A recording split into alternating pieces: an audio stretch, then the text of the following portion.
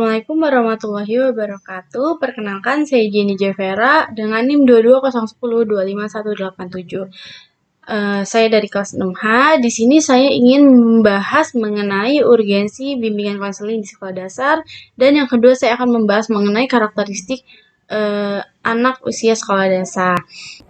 Nah, yang pertama saya ingin membahas mengenai urgensi bimbingan dan konseling di sekolah dasar. Pendidikan nasional di Indonesia memiliki tujuan yang mulia, yaitu membentuk peserta didik yang beriman, bertakwa, berakhlak mulia, cerdas, terampil, dan mandiri. Dalam rangka mencapai tujuan tersebut, bimbingan konseling atau BK memiliki peranan yang sangat penting, terutama di jenjang sekolah dasar. Nah, lalu kenapa ya BK itu penting untuk anak sekolah dasar?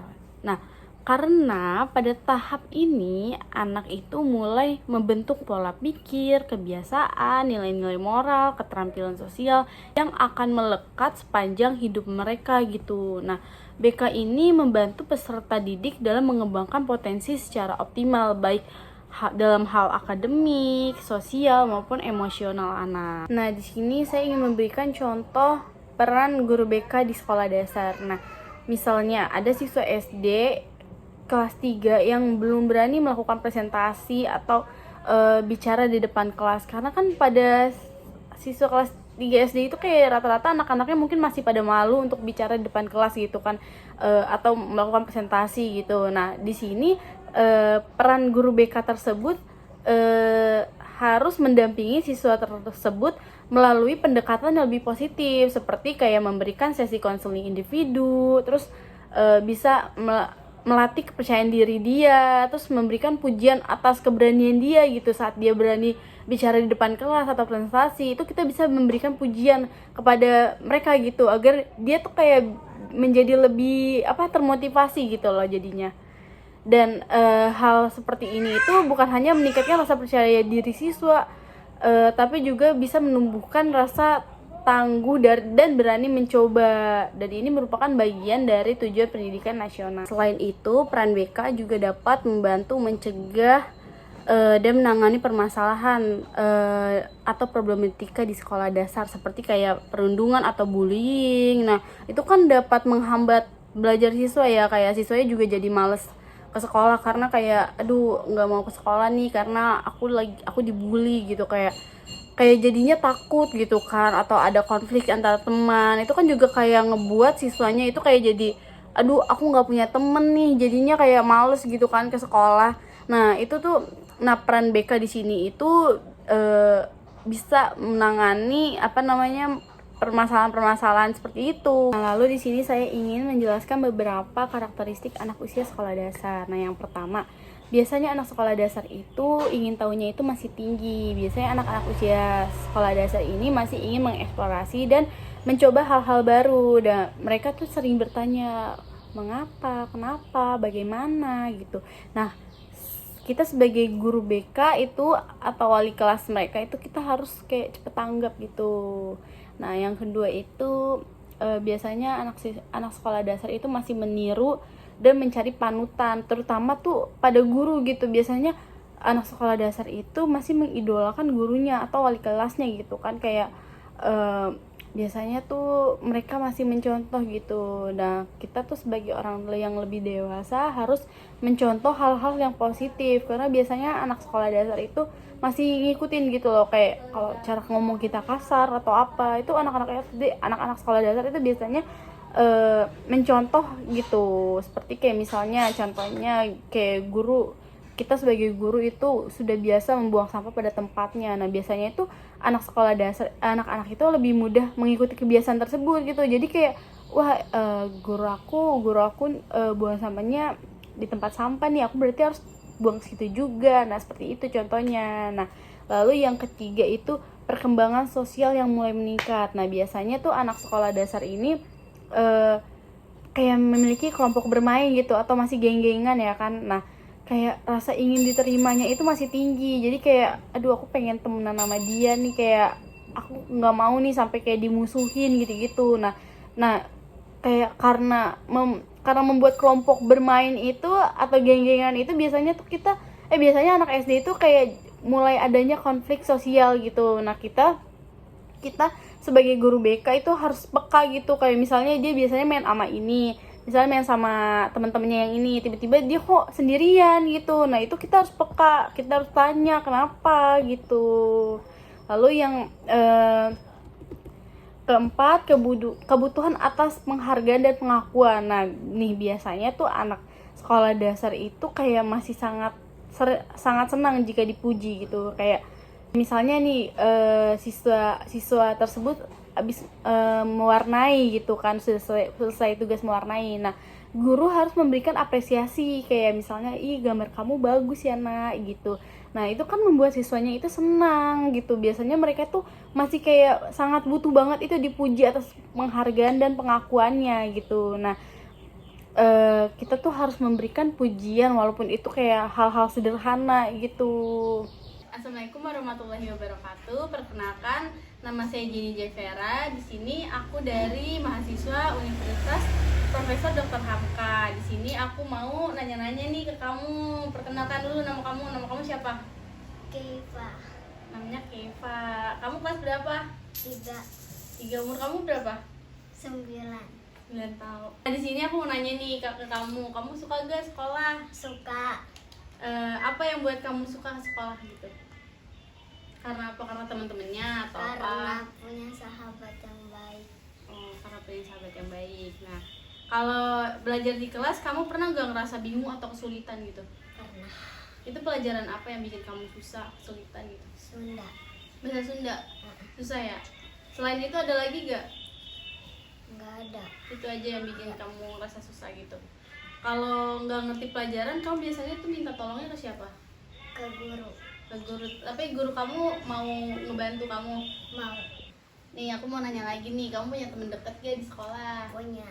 Siapa namanya? Hanifah. Hanifa. Kamu pernah bertengkar gak sama dia? Pernah. Nah, kenapa tuh? Selain aku jatuh. Selain aku dijatuhin sama dia. Terus kamu bertengkar gara-gara Iya. itu. Nih, kalau misalnya di sekolah itu ada yang suka ngeganggu kamu gak? Suka. Siapa namanya tuh? Akbar. Biasanya kalau ngeganggu kamu tuh dia itu dilaporin kemana biasanya kalau? Ke guru. Tapi dia ngeganggu banget gitu. Dia mengganggu banget. Biasanya kamu diapain, dikata-katain atau apa? Dia dikata-katain yang kotor. Iya, terus kayak dia pernah iseng nggak? Pernah. Sering ya? Nah, itu biasanya kamu cerita ke guru atau orang tua? Ke guru. Ke guru, ke wali kelas kamu. Terus teman kamu ini ditegur langsung sama guru kamu. Nah, kalau kamu pernah nggak kayak ngerasa sedih atau takut gitu di sekolah? Pernah. Itu gara-gara kenapa? Gara-gara takut diledekin lagi. Takut diledekinnya emang kayak kasar gitu, kasar banget ya? Kasar banget. Menurut kamu guru kamu di sekolah tuh udah pada baik-baik belum? Udah pada baik. Pada gimana baiknya? ya suka ngajakin aku ngobrol. Terus kayak ngelindungin kamu ya kalau misalnya ada teman kamu yang iseng gitu, pasti kamu dibelain gitu. Nih kan selain masalah-masalah tadi nih yang tadi kamu sebutin kan, kayak ada teman-teman kamu yang iseng atau kamu pernah berantem sama teman-teman kamu, ada gak masalah yang lebih parah lagi daripada itu? Ada. Apa? Itu kayak ini loh, kayak ngata-ngatain yang kotor banget. Iya, terus apa lagi? Nyebutin badan tubuh itu. Terus selain itu ada apa lagi kayak? Ada sih, itu pernah ngatain aku kayak jelek gitu. Terus kan kamu pernah tuh cerita ke aku tuh katanya temen kamu ada yang pernah nyuri gitu. Itu kenapa? Kok bisa?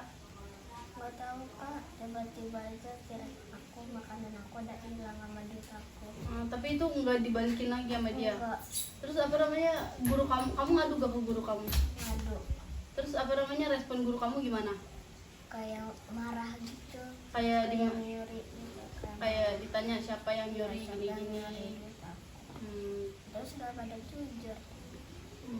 Kayak segitu aja deh yang mau aku tanya ke kamu. Makasih ya kalau kamu mau mau ditanya sama aku, mau menjawab pertanyaan dari aku. Ya sama-sama kak. Oke. Assalamualaikum warahmatullahi wabarakatuh. Yang diulang kak. setelah saya mewawancarai Keva, nah permasalahan yang sering terjadi di sekolah dasar itu mungkin anak-anaknya masih sering mengejek, iseng, atau kayak ngata-ngatain gitu kan. Nah ini merupakan hal yang cukup sering terjadi di lingkungan sekolah dasar. Nah perilaku ini biasanya muncul karena anak-anak masih di tahap emosi, memahami perbedaan, serta membangun empati terhadap orang lain. Nah walaupun terkadang dilakukan tanpa niat jahat, tindakan mengejek seperti itu merupakan perbuatan yang tidak baik gitu, terus berdampak buruk pada perasaan yang diejek. Nah oleh karena itu penting bagi kita, bagi guru dan orang tua untuk terus membimbing anak-anak agar lebih memahami pentingnya menghargai seseorang. Nah, jika saya menjadi praktisi sekolah, langkah pertama yang akan saya lakukan adalah mengidentifikasi penyebab permasalahan tersebut. Kenapa siswa itu sering mengejek temennya gitu. Saya akan mengajak ngobrol siswa tersebut. Apakah karena meniru lingkungan, atau mencari perhatian, atau belum memahami bahwa perilaku tersebut menyakiti orang lain. Nah, setelah itu tindakan yang bisa saya lakukan yaitu yang pertama mungkin saya akan memberi pemahaman secara langsung kepada siswa tersebut gitu. Yang kedua, melibatkan orang tua dalam pembinaan karakter agar nilai-nilai yang diajarkan di sekolah juga diperkuat di rumah gitu. Karena kan mengajari anak itu bukan di sekolah aja, tapi di rumah juga harus gitu.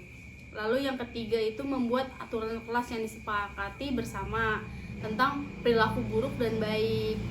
Lalu yang keempat, bisa menumbuhkan budaya saling menghargai di sekolah melalui kegiatan rutin seperti hari saling memberi pujian atau teman baik hari ini, agar siswa terbiasa melihat kebaikan dari temannya.